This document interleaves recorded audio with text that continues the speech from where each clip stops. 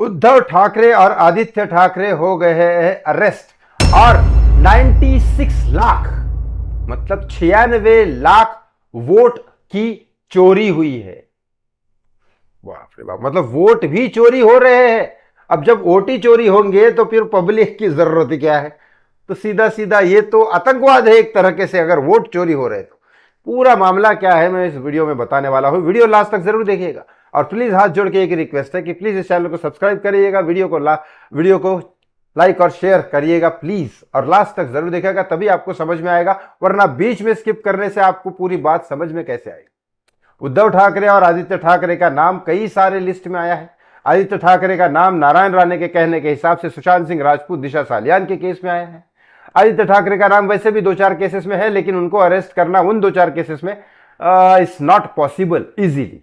Uddhav Thackeray arrest होंगे नहीं, क्योंकि कई सारे मामले में उद्धव ठाकरे का नाम जरूर है, लेकिन हस्ताक्षर उनके एमएलए एमपी उनके हैं।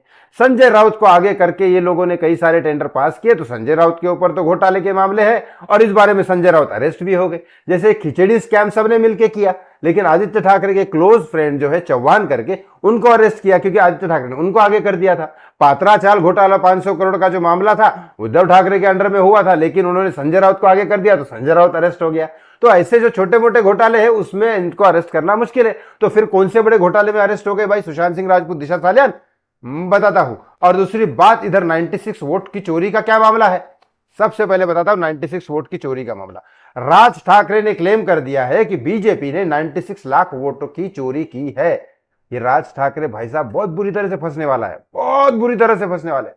क्योंकि पहले ये मोदी मोदी कर रहे थे, फिर उसके बाद बोल रहे थे कि मस्जिद के सामने भोंगा में बंद कर दूंगा, हनुमान चालीसा का पाठ करूंगा, मोदी जी के सपोर्ट में बोले रहे थे। लेकिन बाद में अचानक उद्धव ठाकरे को मिलने के बाद ये उद्धव ठाकरे के हो गए। अब उद्धव ठाकरे के होने के बाद ये बीजेपी के अगेंस्ट में बोलने चालू कर दिए। अब इनका मतलब ये आदमी ना इधर का रहा ना उधर का रहा, ऐसी हालत हो गई है। जबकि राज ठाकरे को पता है कि साला बीएसटी की बस के इलेक्शन में बहुत ही बुरी तरीके से हार गए थे उद्धव ठाकरे, तो फिर क्या मतलब है। और उनको तो वैसे भी कुर्सी नहीं मिलती, तो फिर बीजेपी के अगेंस्ट में जाके इनको क्या मिलने वाला है। बहुत ही बुरी हालत हो गई है। ये बीजेपी के अगेंस्ट में बोल रहे हैं कि 96 लाख वोटों की चोरी है, बल्कि ये इम्पॉसिबल है। जो डिजिटलाइजेशन वोटिंग होती है वो इम्पॉसिबल है। ये मशीन वशीन ये सब करना इतना पॉसिबल है ही नहीं। बड़े से बड़े हैकर और ये सब नहीं कर सकते। ठीक है, अब बात करता हूं उद्धव ठाकरे आदित्य ठाकरे किस बारे में अरेस्ट हुए। दिवाली के पहले इन लोगों ने एक मस्त दिवाली मेला टाइप का कुछ रखा अपने एरिया में, और वहां मस्त लोगों को बुलाया और बहुत ज्यादा पटाखे फोड़े। अब वहां के लोगों ने बहुत ज्यादा पटाखे फोड़े, मतलब जरूरत से ज्यादा।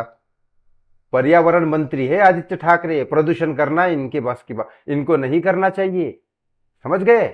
और उद्धव ठाकरे जो है वो सीएम थे एक जमाने के, और उनके बेटे पर्यावरण मंत्री थे, और यही उस समय कह रहे थे कि दिवाली के टाइम प्रदूषण मत करो, दिवाली में ज्यादा पटाखे बंद करो, ये उद्धव ठाकरे कह रहे थे। अब आप बताइए, दिवाली में दिवाली मनाना चाहिए, पटाखे भी फोड़ने चाहिए, वो सब कुछ सही है, लेकिन दिवाली के पहले और बहुत ज्यादा कर दिया इन्होंने, और वहां प्रदूषण हो गया। लोगों ने कंप्लेंट कर दी डायरेक्टली। अब ठाकरे परिवार से कोई नहीं डर रहा है, वही के लोग, उनके ही लोग वहां जाके कंप्लेंट कर दिए और कहा इनको अरेस्ट करो।